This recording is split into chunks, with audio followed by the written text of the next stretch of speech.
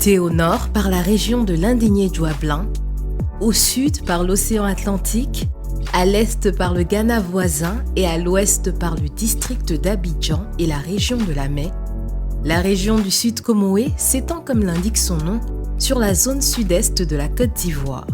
Étendue sur une superficie de 7189 km², le Sud Comoé est une région royale marquée par la grandeur de son histoire. C'est un ensemble de 8 royaumes, à savoir Sanwi Krinjabo, Bétibé et Otilé, Assini Mafia, Bonoa, Abouré Mossou, Dima Kotoko, Adouvlé Souye et Ebra. Aujourd'hui, elle comprend 17 sous-préfectures réparties en 4 préfectures. Aboasso, Adiaké, Grand Bassam, Tiapoum. Le Sud Comoé est riche de ses ressources naturelles, riche de son agriculture et par-dessus tout, riche de son patrimoine culturel. Avec plus de 80 000 hectares de forêts classées, un parc national de près de 600 hectares et son réseau hydrographique de 12 lagunes. C'est notamment dans cette région que l'on retrouve les barrages hydroélectriques Ayamé 1 et 2, installés et gérés par la compagnie ivoirienne d'électricité CIE. Bonjour, je suis Ngouran Kwasi Yannick, le directeur régional de la CIE dans la région du Sud Comoé.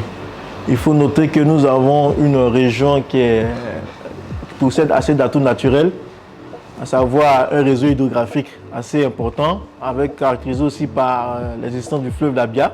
À cela, il faut ajouter d'énormes terres cultivables et un réseau routier en très bon état. Ces atouts naturels ont permis le développement de la région, à savoir la construction des barrages hydroélectriques Ayamé 1 et Ayamé 2 pour la production d'électricité. Ensuite, la création aussi de complexes agro-industriels pour le développement des cultures et la transformation des matières premières comme le palmier à huile et puis les VA. À cela aussi, il faut ajouter des activités de commerce transfrontalier et de divertissement qui sont assez présentes dans notre région.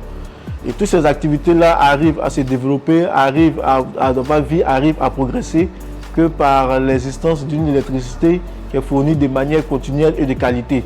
C'est en cela que la CIE, qui est de plus en plus proche de sa population, met en œuvre toutes ces actions pour assurer leur bien-être, pour être toujours au cœur de leurs activités économiques et domestiques. Nous menons comme principale activité d'abord, on va dire, le raccordement ou le branchement.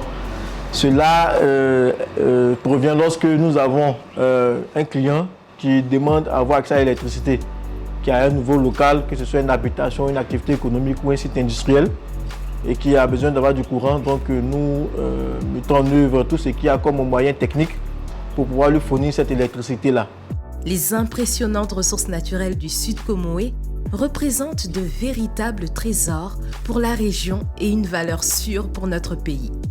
Sur le plan de l'agriculture, la région se démarque avec ses grandes productions d'EVA, de palmiers à huile, de cacao, cohabitant parfaitement avec le maraîcher, igname, manioc, banane plantain et bien d'autres.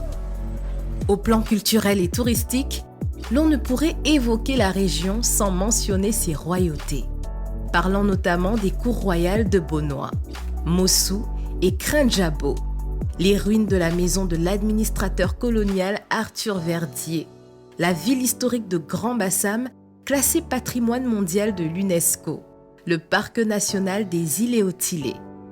Autant de valeurs qui enrichissent et forcent la fierté de tout un peuple.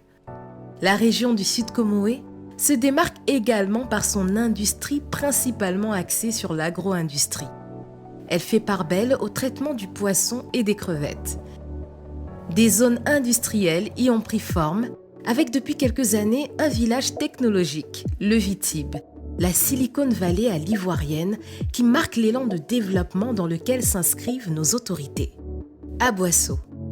C'est là où la Côte d'Ivoire est devenue une colonie française en avril 1843, par un traité entre Louis XIV et le roi du Sanwi.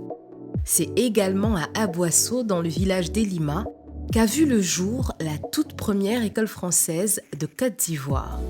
Cette grande ville possède 12 000 hectares de palmiers à huile, à ce jour la plus grande plantation de palmiers à huile au monde. Grand-Bassam a été quant à elle la première capitale de la Côte d'Ivoire, la première commune du pays dans lequel on retrouve également son tout premier musée. La ville doit par ailleurs sa notoriété à la mythique marche des femmes du RDA de décembre 1949. Grand-Bassam est inscrite au patrimoine mondial de l'UNESCO et est à tous égards une véritable fierté nationale. Le sud-est de la Côte d'Ivoire bouillonne d'événements. C'est dans cette région que se déroulent les fameux Popo Carnaval, le festival des Diaké, l'Énitier, l'Abissa qui meuble l'espace culturel et rassemble des multitudes de personnes venant annuellement de tous les horizons pour pérenniser la tradition. Région verdoyante, activité florissante, occupant une place de choix dans l'économie, l'on peut affirmer sans réserve que le charme hypnotisant de la nature a sans conteste croisé la chaleur et la joie de vivre de tout un peuple. La région du Sud Comoé est assurément une pépite qui ne cessera pas de briller.